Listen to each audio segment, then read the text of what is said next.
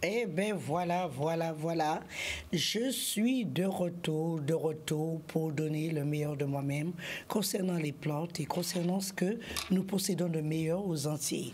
Nous, excusez-moi, hein, parce que là, ça ne va de mal en pire. Alors, aujourd'hui, je voudrais parler de graines en bas-feuille.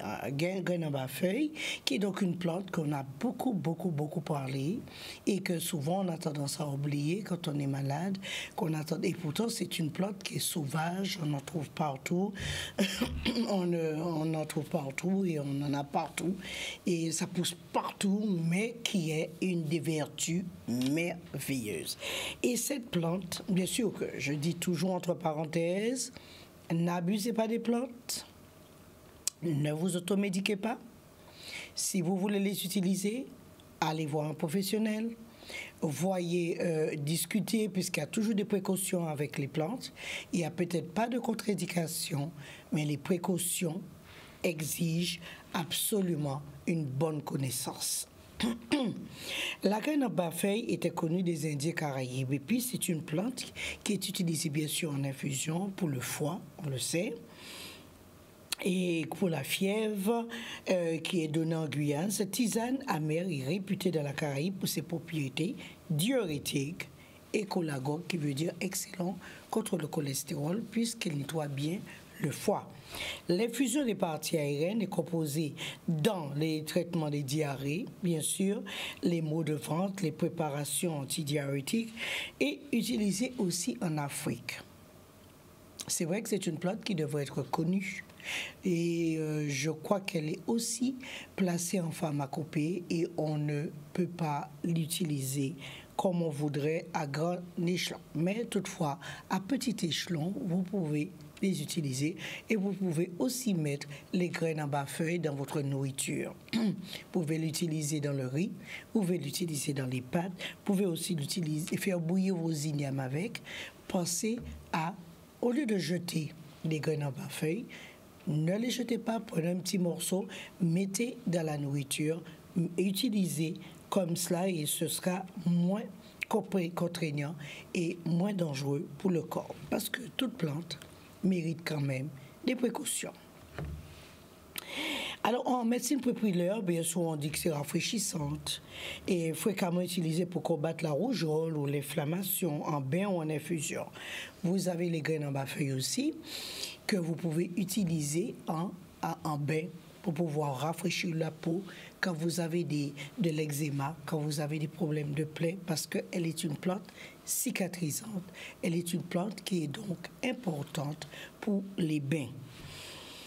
Alors, la plante contient des alcaloïdes. Et l'alcaloïde, c'est toujours une substance assez délicate qu'il faudrait vraiment, alors que ce soit alcaloïdes ou que ce soit les flavonoïdes dérivés, ok, ces substances, c'est ce qui oblige à prendre des précautions.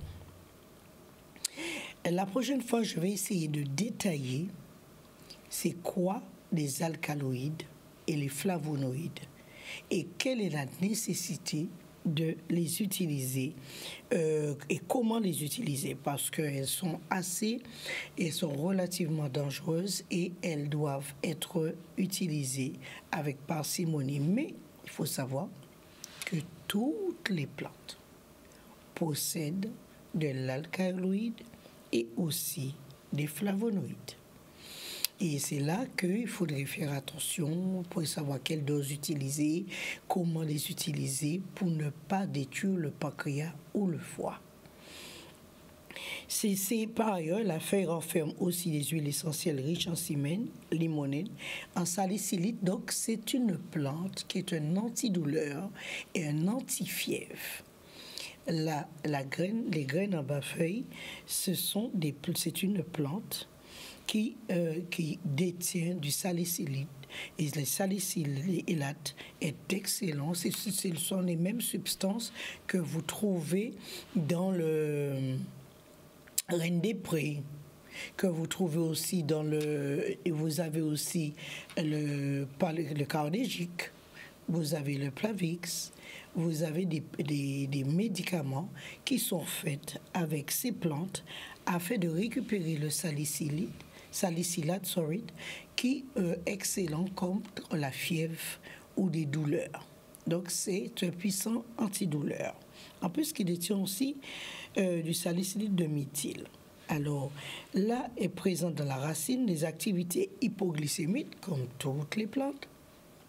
Les plantes sont des hypoglycémiantes, des antitoxiques, diurétiques, antivirales, excellents contre les virus, contre la grippe, des antitumorales ont été démontrés, qui veut dire que quand vous avez des tumeurs, que vous avez tendance à faire des tumeurs à répétition au niveau du cerveau, donc vous voyez, toutes ces plantes sont nécessaires pour nous nettoyer et ce n'est pas une mince affaire. Donc, j'insiste là-dessus, ne vous automédiquez pas par les plantes. Vous avez vu celui-ci? Toutes ces substances délicates qu'elle détient, si vous n'avez pas de connaissance à savoir quelle est la quantité, quelle est la dose à utiliser, vous voyez, elle peut être très toxique et peuvent aussi nous détruire le foie.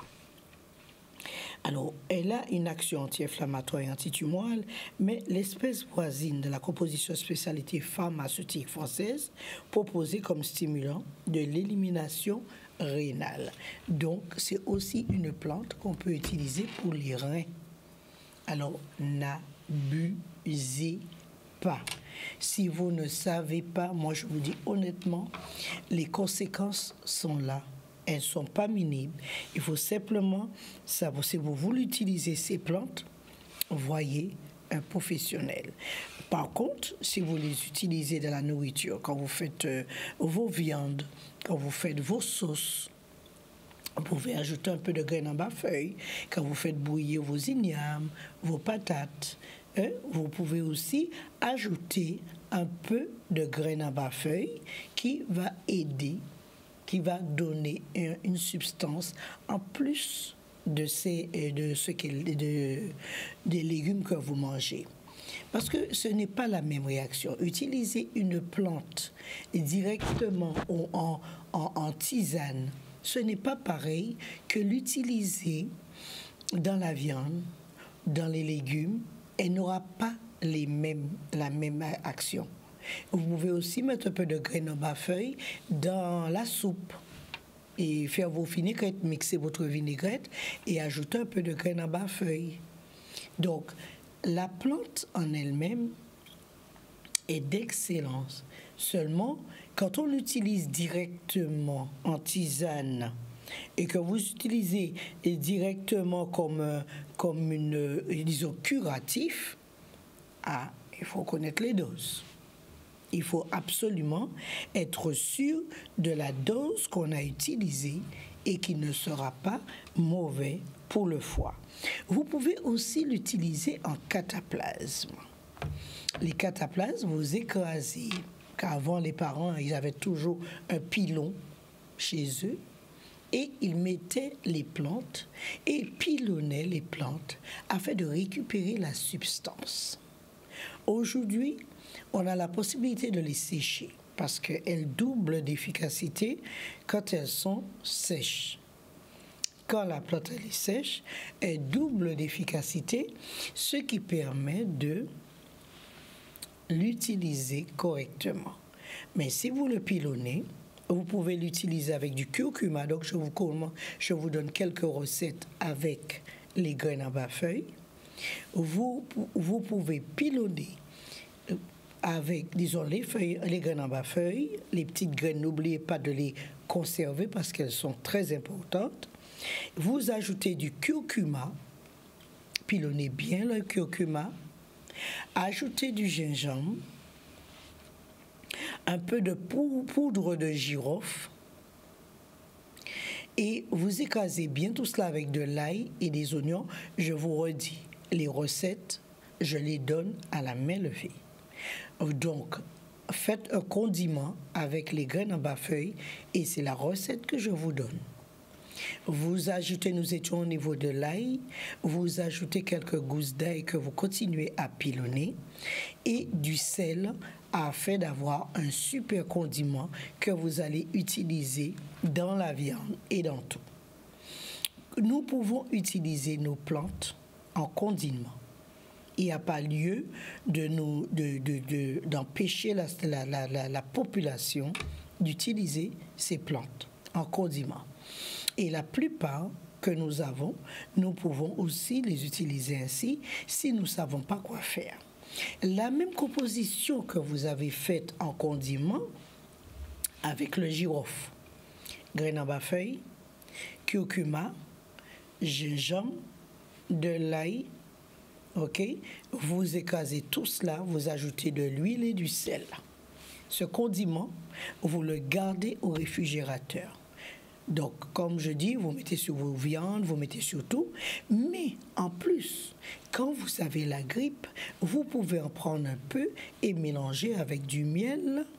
Mélangez-le bien avec du miel et consommez-le. Alors, vous verrez que nos plantes, il n'y a pas lieu de penser que parce qu'elle est dans la pharmacopée française, qu'on ne peut pas les utiliser. Alors, si vous avez des questions, appelez sur mon portable parce que comme ce sont des émissions que je vais enregistrer afin de vous donner de différentes façons d'utiliser nos plantes créoles. Alors mon numéro, c'est le 06 90 46 80 45. Le numéro de portable de fixe 05 90 25 99 70. Donc, si vous voulez nous voir, nous sommes à Jarry. Alors, pardon, excusez-moi, j'ai un peu terminé un peu trop tôt. Donc, il me reste quelques minutes. Et ces quelques minutes, je vais continuer à vous donner les recettes nécessaires que vous pouvez utiliser avec les graines en bas-feuille. Alors, nos graines en bas-feuille, pour bien nettoyer le foie, qu'est-ce qu'il faudrait utiliser? Vous allez mélanger un tout petit morceau de graines en bas-feuille et puis à bouillir. Alors, graines en bas-feuille, la peau d'orange amère, graines en bas-feuille avec un peu d'effralgan. Vous mélangez tout cela, vous faites bouillir et du romarin, n'oubliez pas le romarin, et vous pouvez le boire, disons, une tasse après les repas. Mais je répète, quand on veut nettoyer son foie, on ne peut pas manger de la même façon. Si je nettoie mon foie, si j'ai décidé de faire 10 jours de nettoyage de mon foie, ce qui est tout à fait normal, je ne peux pas boire de l'alcool, je ne peux pas manger comme j'ai l'habitude de manger du riz, des pâtes, du riz, des pâtes, des yaourts, du lait, de la viande en outrance, des grillades, du poisson grillé, du boudin noir et tout cela, je ne peux pas le manger puisque je nettoie mon foie. Pas de beurre non plus. Pas de pain blanc, surtout pas d'alcool, Donc, je ne peux pas dire je fais un nettoyage de printemps quand finalement je me retrouve dans le désert. Alors, évitons, si nous voulons nettoyer notre foie, d'abuser. Donc, vous allez faire une cure de nourriture bouillie. Alors, c'est quoi une cure de nourriture bouillie quand je nettoie mes organes? Quand je dis de ne pas manger des grillades, les fritures, les rôtis et tout cela, c'est de la nourriture cancéreuse. Donc, il faut absolument que quand je fais un petit nettoyage total de mes organes, je dois prendre l'habitude de faire bouillir tout ce que je vais manger. Exemple. Quand je veux manger correctement, je fais bouillir les légumes, je fais bouillir mais crudité et pas crudité, comme par exemple, vous pouvez faire bouillir un peu de noni, vous pouvez faire, dans le noni, vous pouvez faire les noni vertes, hein, les noni verts, pas les noni mûrs. Le vert, vous faites bouillir, vous coupez le fruit à pain, vous assaisonnez avec de l'ail et des oignons, vous ajoutez un peu de carottes, un peu de navets, vous faites bouillir tout cela et de là, vous allez consommer ce type de nourriture. Ce n'est pas la peine de le faire en purée parce qu'il faut mâcher. Le corps a besoin de la nourriture dure afin que le pancréas fonctionne correctement et les autres organes. Parce que ce sont des machines, ils doivent absolument travailler pour ne pas tomber en panne, je dirais. Pour ne pas tomber en panne. Donc, même si on se nettoie, ce n'est pas nécessaire de manger que de la nourriture en purée. Vous devrez le mâcher, vous devrez utiliser les machines, ceux qui vont devoir travailler la nourriture, faire le tri, broyer et régler. Tout ce qu'il faut faire, la machine corporelle, les organes savent ce qu'il faut faire et comment il faut faire. Le plus important, c'est de le mâcher et le faire recevoir correctement. Faire bouillir la nourriture nous permet de nous rafraîchir. En bouillant la nourriture, en faisant bouillir la nourriture, et que cette nourriture ne soit pas trop sèche, on permet au corps de se rafraîchir. Le tissu de la peau s'améliore, les yeux s'améliorent, les candidats albicans s'en vont, les cheveux vont mieux, les oreilles, tout ce que vous avez en vous revit. Cela revit. Faire bouillir de la nourriture, le manger bouilli, même ceux qui veulent ajouter de la viande, il faut faire bouillir la viande, il ne faut pas faire roussir la viande. Vous faites bouillir, vous ajoutez vos légumes, vous n'oubliez pas de manger les légumes oubliés. Alors vous avez beaucoup de légumes oubliés qu'on n'utilise presque plus. Pas presque, mais pas du tout. Très peu d'enfants sont habitués à manger des patates douces, des ignames, du noni, de la raquette, du gombo. Les enfants mangent presque plus ça parce que ce n'est pas présenté dans leur nourriture. Leur nourriture reste très européenne. Donc quand vous leur présentez cela, ils se disent « mais d'où sort ça? C'est quoi ça? Pourquoi on nous donne cela ?» Mais au lieu de faire frire la nourriture, faites bouillir, assaisonnez bien, mettez vos épices et mangez bouilli. Plus vous allez consommer bouilli, plus votre corps va se régénérer et il sera heureux. Alors, pensez dans la nourriture bouillie d'ajouter toujours vos plantes. Si vous avez du brisé ou bien 3 tasses, si vous avez du parouka, même le parouka, on utilise le parouka aussi en condiment. Les graines de parouka vertes peuvent être épilonnées et vous ajoutez de l'ail. Vous pouvez aussi ajouter de la mangue verte que vous râpez bien. Vous mettez dedans, vous ajoutez du persil, vous mettez de l'ail, vous mettez des oignons et là vous préparez des condiments avec vos plantes. Donc toutes ces choses, nous les avons oubliées. Nous ne savons plus les utiliser parce que nous n'avons que très peu de temps. Mais quand je dis le dimanche, nous pouvons préparer nos condiments pour la semaine.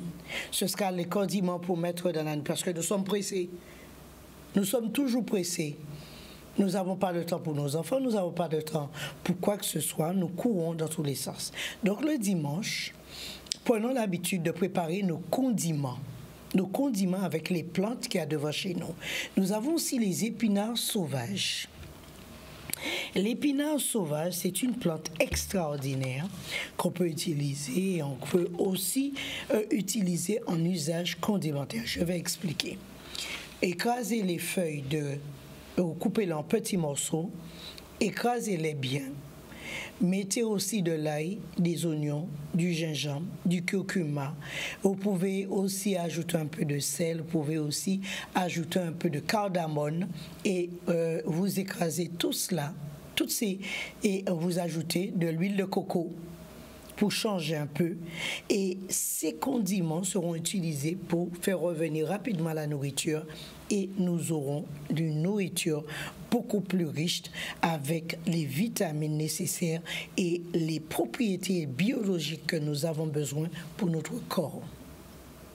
Alors aujourd'hui, je vous ai donné des recettes pour des condiments que nous avons besoin dans notre nourriture en utilisant nos plantes et nos plantes créoles qui sont encore à réveiller, à nous ramener sur de meilleurs sentiments. Je vais vous donner maintenant des condiments avec l'hibiscus. Si vous avez du coquelicot rouge chez vous, vous récupérez les fleurs, vous les écrasez bien, vous ajoutez un peu de miel, alors ce sera condiment sucré. Alors, le coquelicot ou bien hibiscus, les gros pompons d'hibiscus, au lieu de les laisser gaspiller, vous les récupérez. Vous prenez les fleurs, vous écrasez bien, vous pilonnez bien, vous ajoutez du miel, vous ajoutez du gingembre, votre poudre de cannelle, un peu de muscade. Donc les recettes, c'est vous seul qui les détenez et moi je ne les ai pas. Il faut réécouter l'émission plusieurs fois pour pouvoir écrire. Alors ou bien vous allez sur Internet ou bien sur WhatsApp pour récupérer les recettes. Alors j'ai dit les fleurs d'hibiscus. Vous avez aussi les fleurs de souci créole. Et les fleurs de souci qu'on appelle aussi calendula, nous ne les utilisons jamais. Nous les voyons, mais nous les détruisons, mais les utilisons jamais. Toutes ces fleurs peuvent être utilisées, même les fleurs du flamboyant. Les orchidées de flamboyant que vous avez qui soient si merveilleux. Avant, nous avions plusieurs couleurs, mais comme nous ne savions pas la valeur de ce que nous avons, nous ne les avons pas utilisées. Alors, je disais, les fleurs de coquelicot, les soucis pays, avec les fleurs d'orchidée, écrasez tout cela, pilonnez bien, laissez tremper dans du miel avec de la muscade, de la cannelle et du gingembre. Mettez tout cela dans un grand bocal que vous garderez dans votre réfrigérateur et vous pouvez aussi ajouter juste un peu de vin rouge Bordeaux dans ce mélange. Et je vous assure, messieurs, mesdames, quand vous avez la toux, quand vous avez la grippe, vous pouvez l'utiliser, donner à vos enfants une cuillère à soupe. Quand les enfants sont asthmatiques, quand ils ont la sinusite, quand ils ne sont pas bien, quand ils ont des problèmes d'allergie respiratoire, gardez ces recettes de vos condiments, de votre condiment afin d'améliorer la santé de vos enfants. Alors, je vous assure que c'est extraordinaire. Et donnez-vous le meilleur dans vos condiments et dans les plantes qui vous environnent. Et je vous assure que vous trouverez beaucoup de solutions pour votre santé, votre bien-être et le bonheur de votre famille. Je vous souhaite le meilleur. Tenez bon et gardons la tête haute. La nature, c'est notre maison. À bientôt.